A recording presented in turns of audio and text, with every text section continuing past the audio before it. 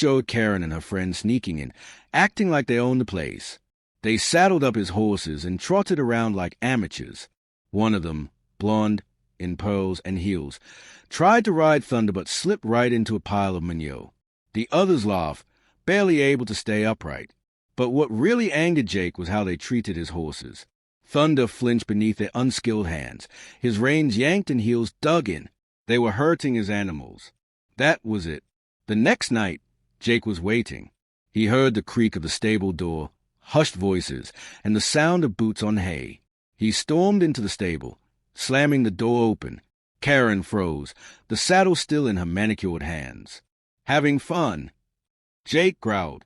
Karen straightened quickly, attempting to recover her composure. Jake, there's no need for hostility. We were just borrowing them. Jake didn't even flinch. Borrowing them? You've been riding them into the ground. Thunder has a limp because of you. Oh, come on, Jake. It's just fun, Karen said, waving it off. Fun. Jake's voice dropped to a dangerous tone. Fun is calling the cops. Trespassing and theft aren't just a little joke. Karen's face paled. She quickly attempted to recover, smoothing her hair. Wait, let's be reasonable about this. Reasonable? You're leaving now, and you're never coming near my horses again. Tell the HOA to stay off my property. And if I see so much as a footprint near the stable, I'll press charges. Fast. Karen clenched her jaw, her eyes flashing with fury. You wouldn't dare. Jake locked eyes with her, his stance firm. Try me. With that, Karen huffed, tossing the saddle onto the rack. Fine, but you're making a big deal out of nothing. Get out, Jake snapped. She marched out, her friend scrambling to follow. Jake stood in the doorway, pulse racing, knowing that this wasn't the last of it. Karen wouldn't back down so easily. The next morning, Jake's phone buzzed. A message from Sam, Karen causing trouble at the HOA meeting. You should come. Jake shook his head. Of course, she was. At the meeting, Jake walked into silence. Everyone's eyes were on him. Karen was sitting front and center, smiling sweetly like she wasn't caught sneaking into a stable. Certain individuals refused to comply with the HOA's rules, Karen said, her voice smooth.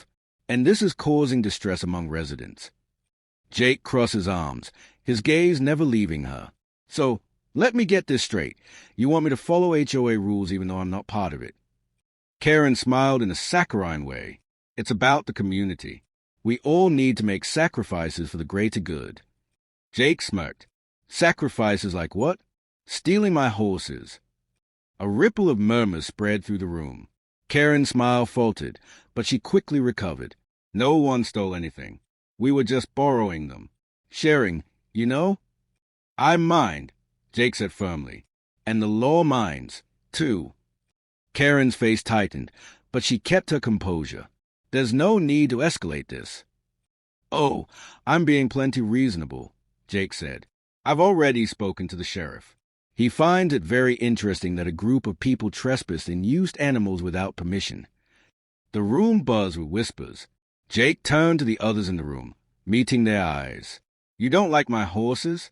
Fine, but don't think you can waltz onto my property and not face the consequences.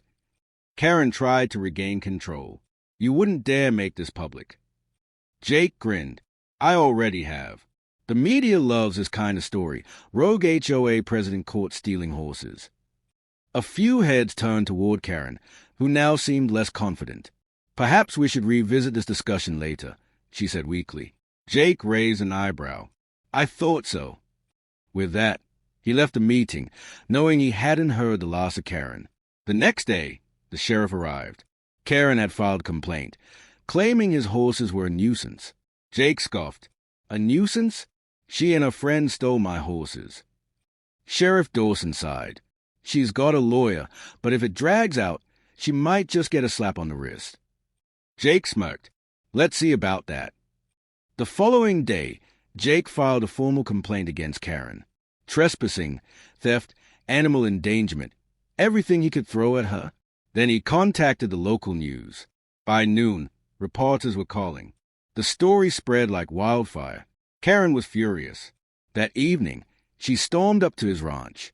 "You set the media on me," she seethed, her face bright red. Jake leaned casually against the fence, chewing a piece of straw. "Did I? Or did the media think HOA president caught stealing horses was just too juicy to ignore?" Before Karen could respond, the sheriff pulled up with 2 deputies. "Karen Walker, you're required to appear in court for trespassing and theft," one of them said, handing her the citation. Karen snatched the papers, her hands shaking with rage. "This is harassment," she shouted. Dawson shrugged. "No, this is consequences." Karen stormed off, heels clicking angrily on the gravel. Jake stood there, satisfaction settling in. But he wasn't done. A week later, a big new sign went up on his property. "Horseback riding lessons. HOA presidents get 50% off." It was petty. It was perfect. The first time Karen saw it, she nearly swerved off the road. Jake tipped his hat with a smile. He knew she wouldn't be bothering him again anytime soon.